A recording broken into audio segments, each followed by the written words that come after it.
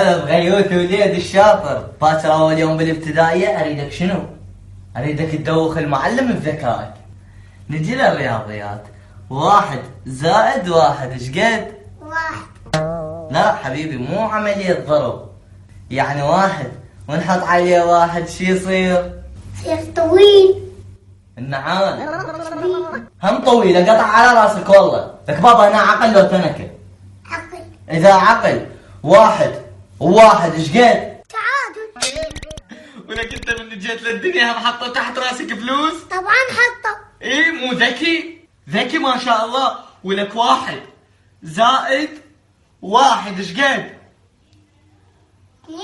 اللهم صل على على حيل نبتنا نوقفه ونخبط فيه لحد ما تصفى احنا